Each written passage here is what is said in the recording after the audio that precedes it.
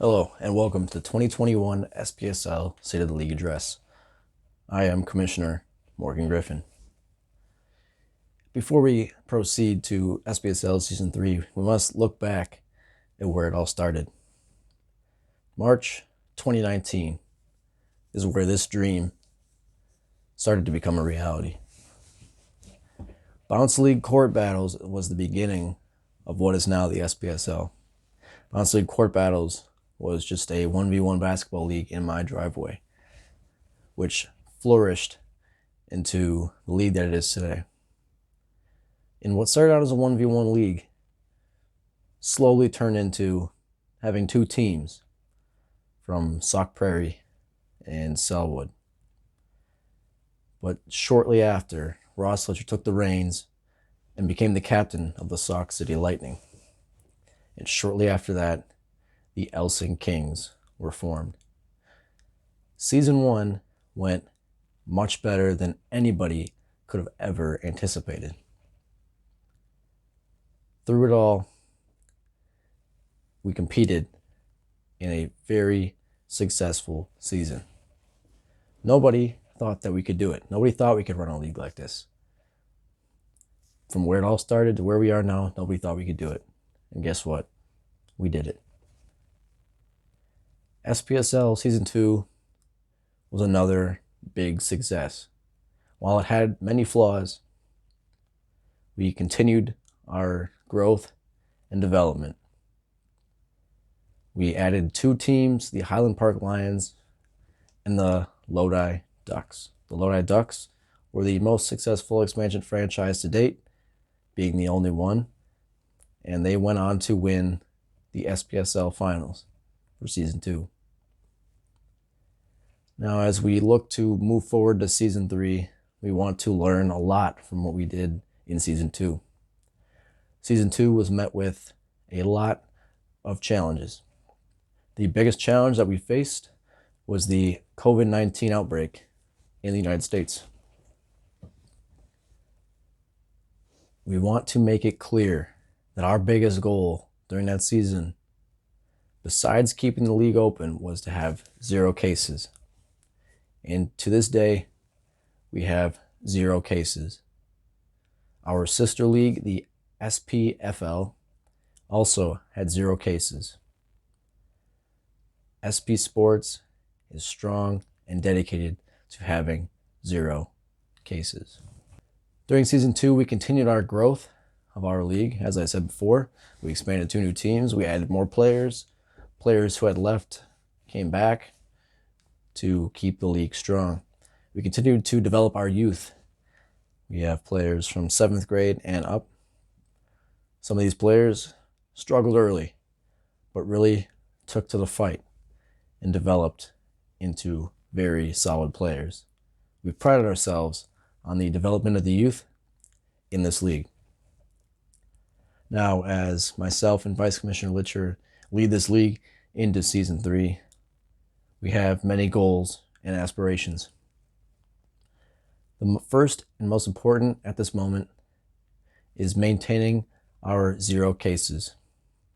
We had 5 players at least get tested last year. All came back negative. We hope not to have any tested this year, but we'll see how that folds out.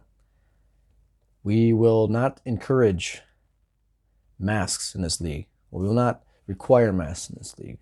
If a player feels that for their own safety they need to wear a mask, by all means, they will be allowed to do so. Number 1, we want to start and end the season earlier. Last year, because of our parks being shut down by our governor and local rec departments, we weren't able to start as early as we wanted to. We plan to start much earlier this year and end earlier. Last year, we came into a cram, having many players leave for college at the end of August when our league was still in its regular season. We don't want to run into that same problem this year, so we hope to start much earlier this year and hope to get preseason going in March once again. We want the captains to have more of a lead role this year. Captains need to be responsible for getting their players to the park and to certain game days. League officials will not be encouraging captains as much because we want the captains to fulfill their role as the captain of their team to get a team on the court on certain dates. Last year's playoff system definitely had its flaws, as we saw 3 teams finish 8-8, and in head-to-head matchups, there just wasn't enough games to compare and make tiebreakers out of. At the end of the day, the Lodi Ducks and the Prairie Mustangs made it in with 8-8 records. The West Point Crusaders missed the playoffs with an 8-8 record. This caused a lot of controversy in the league office, but will be fixed and readdressed this year as we look to redo the playoff system. Last year, we played multiple games at a private court at night. The Sauk Prairie Street League Night Series was a major success among many of our players that were able to compete in those games. We want to bring that back, make it strong, play a lot of games there, because it encourages players to get out at night. It's a lighted court, just a whole different atmosphere. We also would like to host the finals at this court.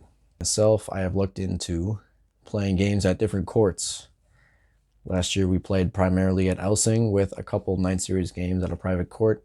This year there is a new court in the Selwood subdivision, and we are looking to create the Selwood Summer Classic, a day where we hope 6 or at least 4 of the teams that we have in this league will be able to show up and just spend the day playing a great game of basketball, getting a lot of games in.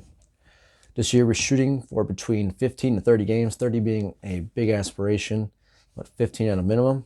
We are shooting realistically for 20 to 24 games. This year we would like to host all-star events.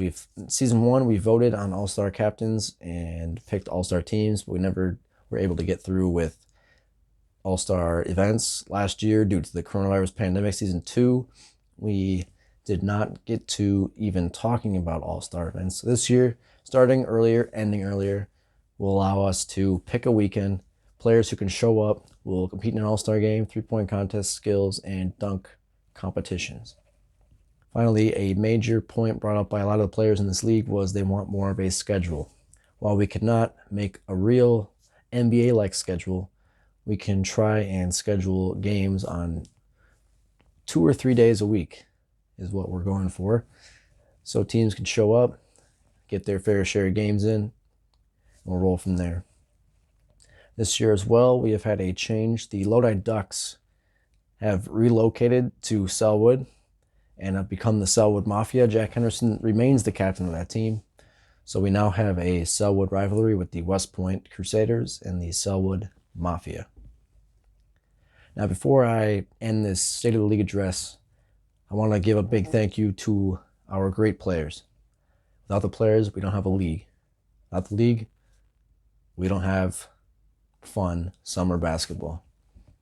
I want to give a special thank you to Vice Commissioner Ross Litcher. Ross does a lot of work behind the scenes that a lot of you guys don't get to see. Ross is constantly working on the rule book, making score sheets, making the league logos for every team. He also made the official league logo. That is big stuff, and it does not go unnoticed, so we'd like to thank you, Ross. I'd also like to thank Director of Basketball Operations, Isaac Mazenka. Isaac was added to the team earlier this year as he shares a great vision for this league, along with myself and Ross Litcher. I'd like to thank him for his work this offseason in helping with roster movement, roster placement, and the different expansion teams that are looking to happen.